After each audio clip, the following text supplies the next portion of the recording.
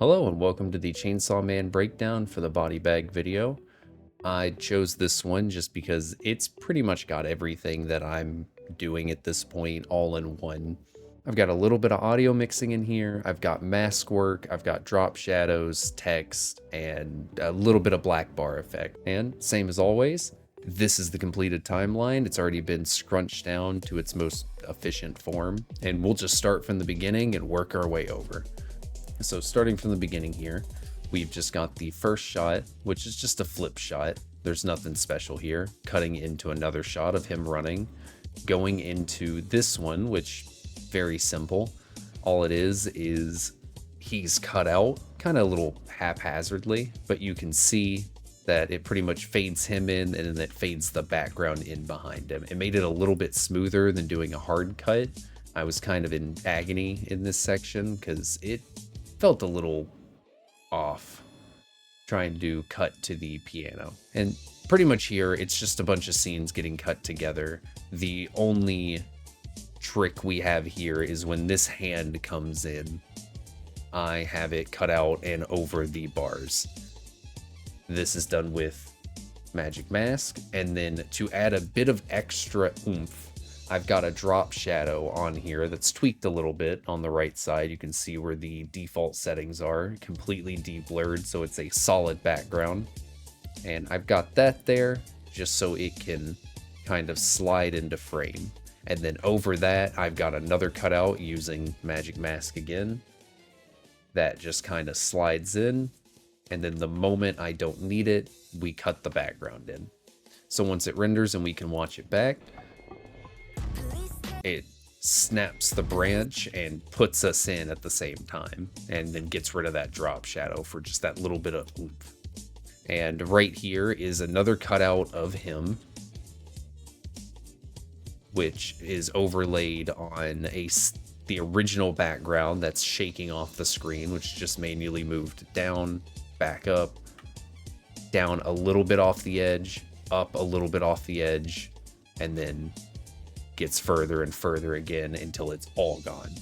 So I moved the background to kind of shake instead of him, and then he just vanishes off the screen. After that, there's just a manual crop with a bit of feathering here. So the original scene was this, which just has a giant black bar. So I just used that scene as a guideline for my crop. And right here you have this, which is a screen. So this is actually on top. It's just screening the rest of the footage, which happens to work out because she has a black background, so he kind of just pops in. You've got her getting just cropped in. So this is just an unedited scene that's kind of just getting cropped from the left over to the right. And then we cut from her to another scene, which is just then taking over that crop. Right here, we have another mask. Very quick. So if you see the white frames, the hair does not look that great. But pretty much it just allowed it to be a quick little flash here. You're going to see this a lot. Magic Mask, put it on there, ran it, didn't tweak it at all, didn't matter, glitch effect. Right here, this is where I got to have fun with it. This is all lip sync. So this whole section of all the weird cut up frames, I didn't make it a compound clip, I should have. It's just me lip syncing this scene. Then above that, you have a glitch effect that pops in.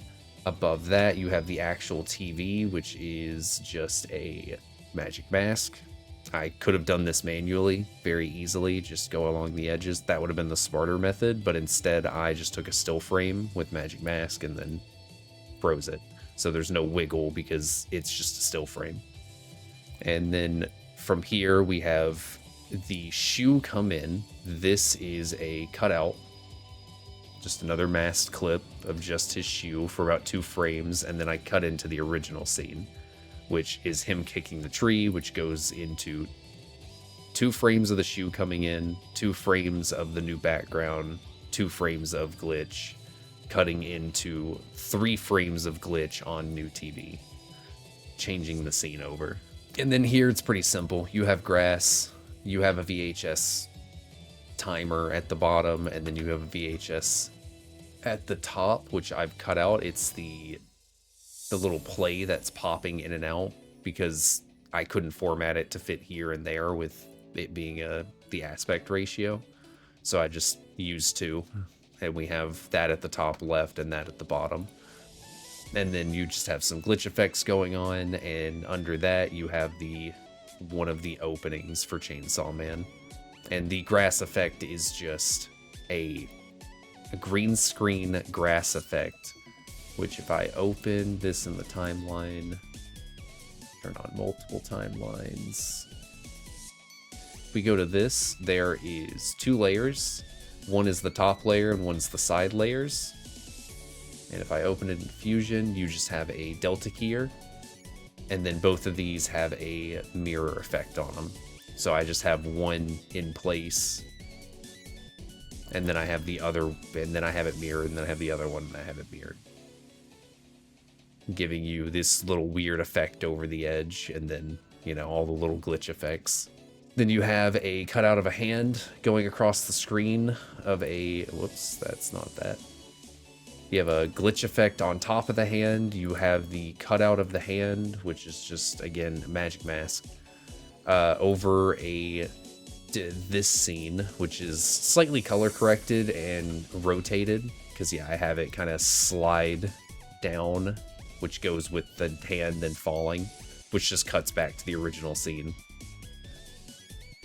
And then this is, again, 2 more layers under everything. You've got this one, which is just Luma keyed, because I need the magic mask. It didn't work that well either, but it's just Luma keyed on top of the other one, giving you the double stack of that. And then you cut back out of the TV with another magic mask scene with a little bit of a drop shadow on there. Just magic mask, drop shadow, that's it.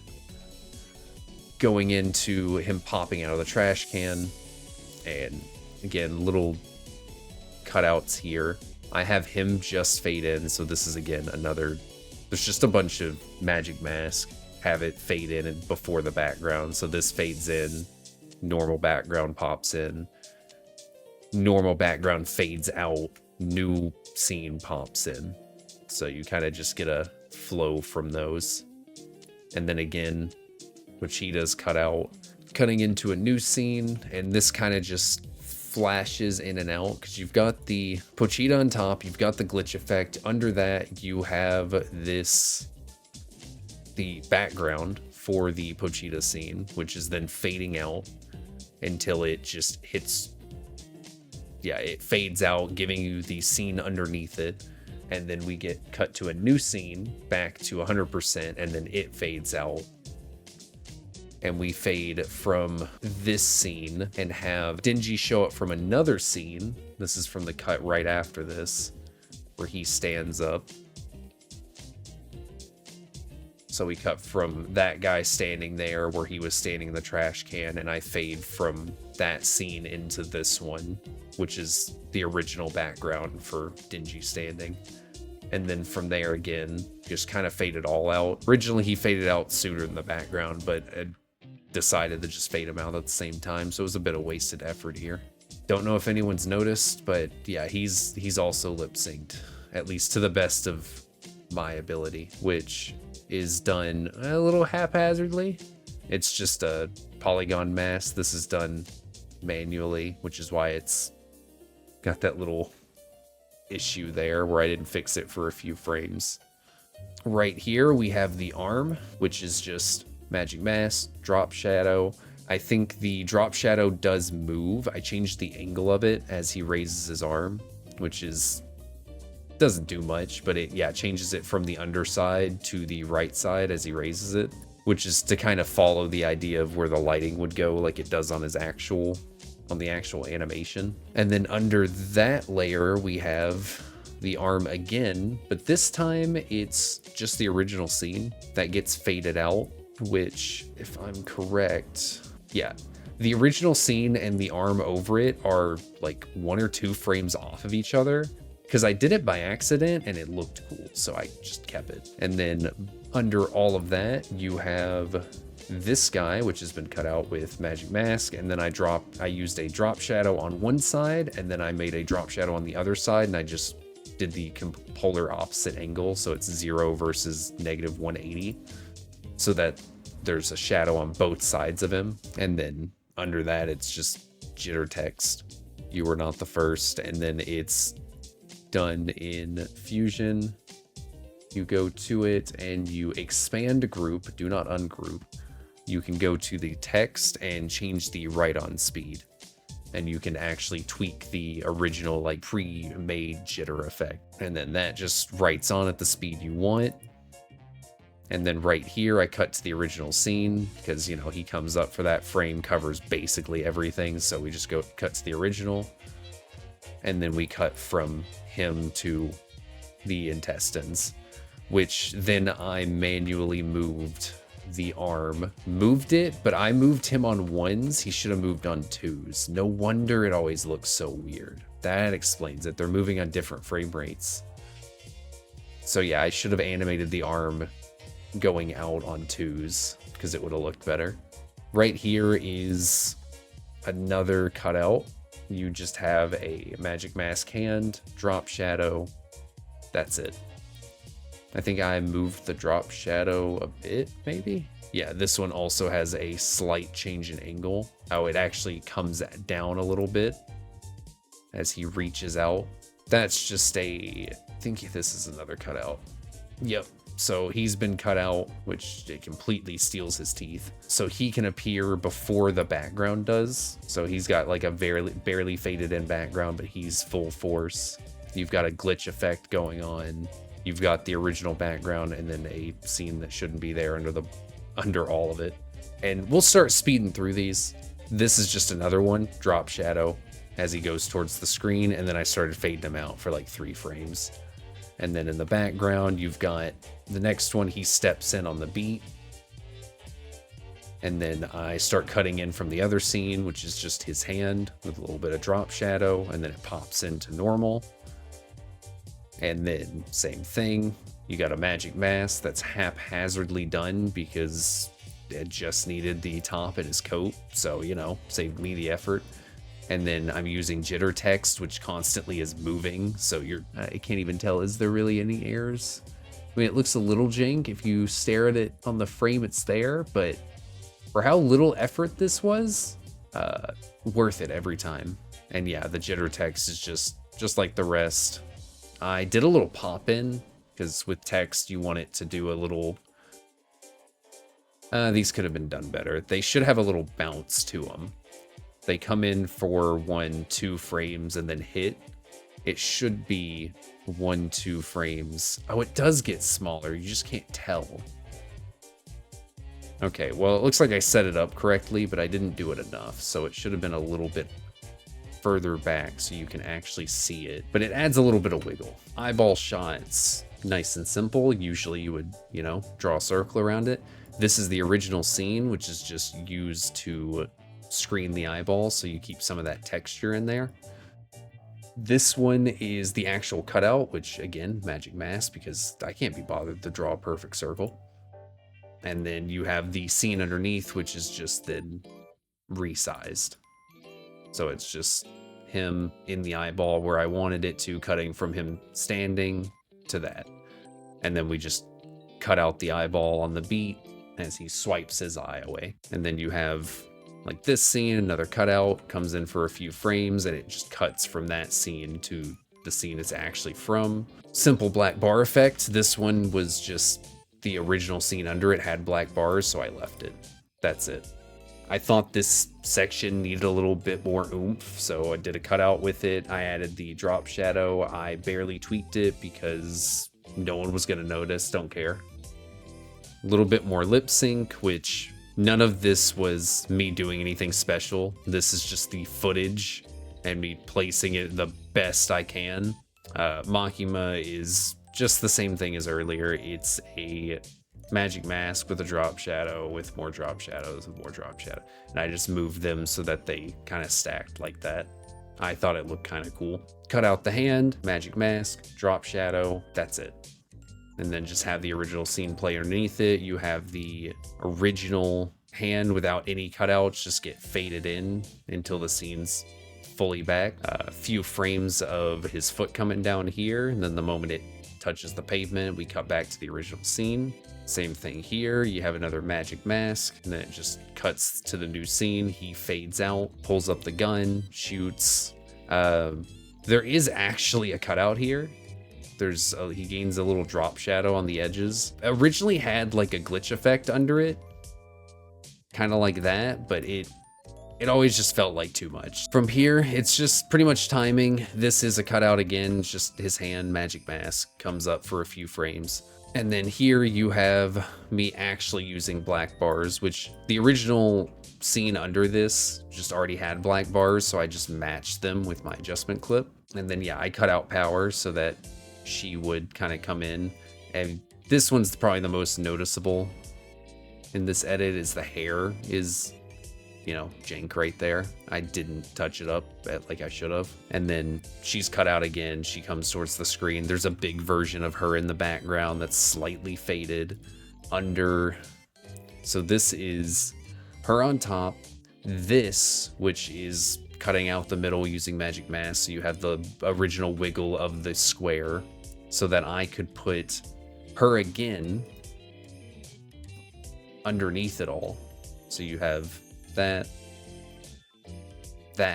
which is the square that's covering it all, her in the background, and then the original scene again, which is working as the same background as that. It's just so I could layer these bars over her, basically. So there's one in front of the bars and there's one behind the bars. And then same for the Davinci here. It's just the exact same setup throughout it. This is two different scenes. I mean, this is the same scene, but this is... Power is completely cut out in this scene because she needed to be pointing at him while he was freaking out with her, and otherwise she just stands here the whole time, and that's boring. And I like half-assed lip synced both of them, and it not very close. It's not great. But lip syncing her was a bit of a nightmare because I had to take her lip flaps, which I cut out her chin as well because, you know, when it's, her jaw would move down. So I tried to cut out as much as I could, and then I matched it as best I could over what's originally there. Then I just, you know, pretty much bog standard for lip syncing. Okay. We have a few more cutouts here. You have the can crush, which I leave his hand on the screen as he crushes it, pulls it off. Her, which then the other background pops out. We got another drop shadow there. We got him just lip syncing for me by placing it where I wanted. This is another cutout of them with a drop shadow on it. Pretty standard affair there. So yeah, the original scene that gets faded out. New scene on top. Bit of a quick cut here, but his legs appear, just him, and then it fades out the background to the new one. Pretty simple effect here. You just have the adjustment clip. I rotated it manually with a bit of ease in and out, so it had a bit of wiggle to it. And the black bars appear, you know, above and behind them. So you have this one, which this adjustment clip is rotating the full thing. So this is rotating everything under it slightly. So this is the one I animated for the rotation. This one is simply for the bar above him. Then this is the Davinci cutout so that he's in front of the text and in front of the back bar. The text itself that needs to be in front of the bar, and then the actual bars itself, or the top bar itself, which is all the way at the back, and then you have the original scene. So in total, you get him standing up with text behind him. And then you cut to my favorite scene of this entire AMV, which is just the still tilted background. You've got the text overlaying itself because I left it on for 3 frames as the new one comes on, as it like pops in. You have her hand above everything. You have the rotated background under her hand. You have the bottom bar, which is over her but not her hand. You have the Davinci that's still cut out under her hand, under the bar, but above the top bar. The hammer itself and her, so that she's behind this one, but in front of that one. And then you've got the top bar itself, and then the text. The text didn't matter where it was because it doesn't go over any of it, so it's just at the bottom of all the layers, and then you have the original background under all of that, giving you...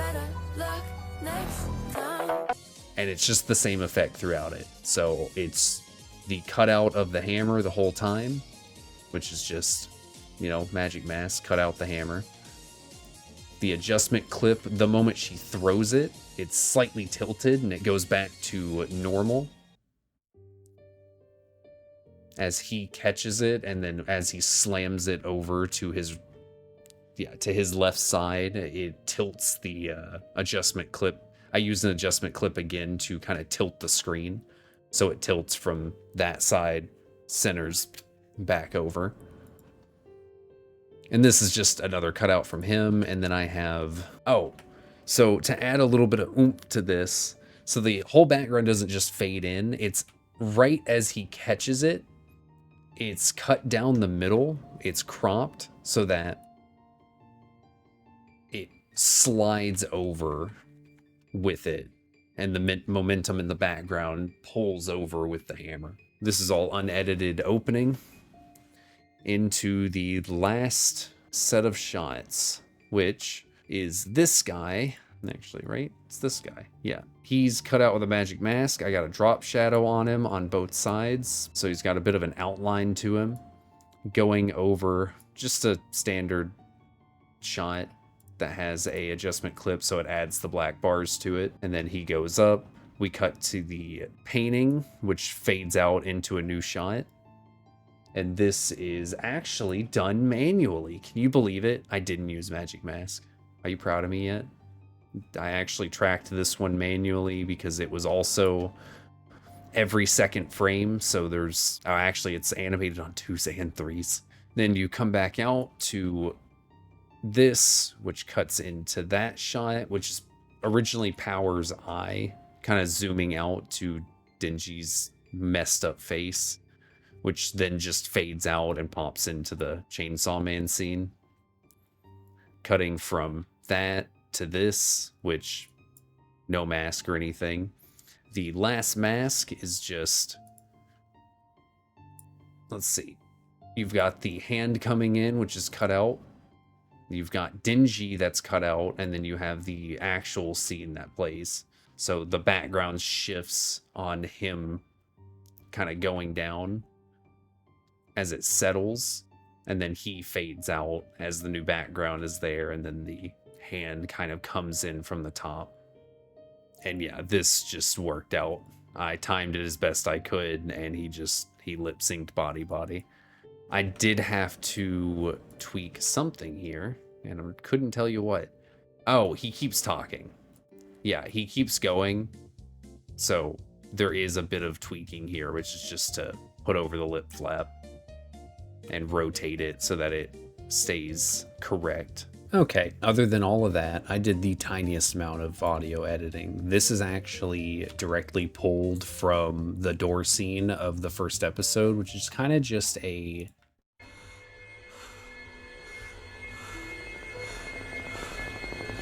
It's just that, just a bunch of breathing and the intense buildup, and I just overlaid that with the opening of the song because it's just like piano.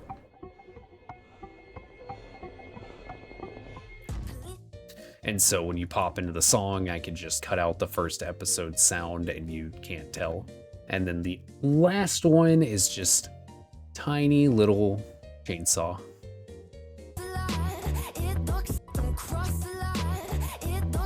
Which is just this. Just the start of that. I lowered it to -11, and then I threw an equalizer on here. I specifically lowered the second band. Third band I dipped in the middle, and the fourth band is to make it sound far away. So just to explain why I kind of equalize everything the same way, this is generally kind of how it always looks for me when I'm trying to dip music or sounds in the background under music or vocals. I don't exactly know what any of this is specifically. I just know how it makes it end up sounding. By lowering the high frequencies, it sounds a little bit more muffled. Lowering the middle is specifically a trick I have for background music over audio, which is what I'm going to be doing in this edit specifically quite a bit, is dipping all of them this way. Vocals tend to have a high point around like 1.4 hertz frequency, so by dipping that, you're making sure that the background never overpowers the vocals at the top. So I just put that on these as well. Probably not something I need to do, but it's just a habit I've picked up. And then the fourth band is just to make it sound far away. Usually you lower the high frequency a little bit, you lower the lower frequency quite a bit, and then it sounds further away. So I kind of just do that to make stuff sound muffled and kind of distant underneath the music that's playing. Oh, one other thing I did, which I don't even think you can really tell, I panned the piano from left to right ear back and forth as it goes through.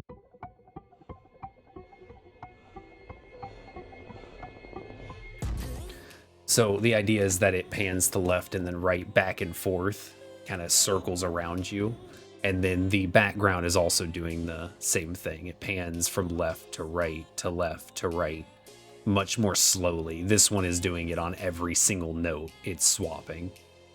So I'm just kind of manually keyframing one frame before the beat, then swapping it. And then one frame before the beat, then swapping it, rinse and repeat. And with all that said and done, this is pretty much all I do every time I throw together kind of a rough cut. I never have a full rough cut done by the time I'm throwing effects on. I'm usually throwing effects on as I'm going because I need to be able to see what I'm doing and if it's gonna work and it's gonna flow into the next scene. So it's very rare that I finish a video and then I overlay a lot of stuff. It kind of varies, but for the most part, I just kind of throw it together haphazardly. There is no rhyme or reason. I'm constantly rewatching the beginning and tweaking things or making the beginning better because I'm like, I like the beginning, but I'm kind of stuck on this part at the end, so I'm just gonna keep making the beginning even better and then move on to that again. Which definitely causes some issues where the start of my videos are way better than the rest of it in some cases. With all that said, I hope you got something out of this again. I probably won't make another edit breakdown of a specific video unless someone really wants me to. And if you're here to learn how to make AMVs, I know this is just a bunch of effects and I'm not giving you any knowledge on how to cut or how to do, like how to even get to a rough cut. Where do you cut? How do you decide it? A lot of that I've kind of just learned by trying. There's a lot of things that go into making an AMV edit. I haven't been quite able to pin down how I would want to try to teach someone that, because there's plenty of tricks. Like you want to cut the visual before the audio. You want to see the visual change, then you want to hear the beat of the audio. So you always cut like 1 to 2 frames beforehand. You have to worry about internal and external sync. You have to worry about flow and where someone's eyes being drawn to. So if the scene goes to the top right, you want the next scene to not immediately make them then look to the bottom left again. You want them to stay, or you want them to, their eyes to follow like one path throughout your video and stuff like that.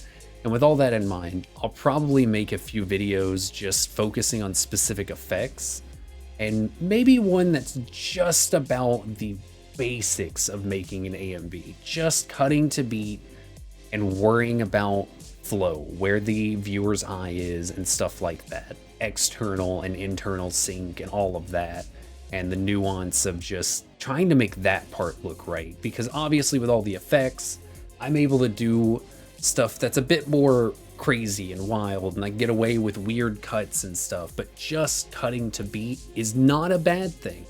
Not at all. You don't need to do a bunch of fancy edits. You can get away with the simplest stuff, and if you want to learn tricks like this, just start small and work your way up towards it. Every video you make, learn a new trick.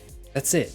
Try to pick up one new trick. It's like, I want to make this video. What new cool thing am I gonna put in it? How am I going to make this different than what I made before? Keep that style that's you, and try to go out of your comfort zone every once in a while. That's something I need to do a bit more. Either way, get out there and just make something that makes you happy. That took forever. I hate recording.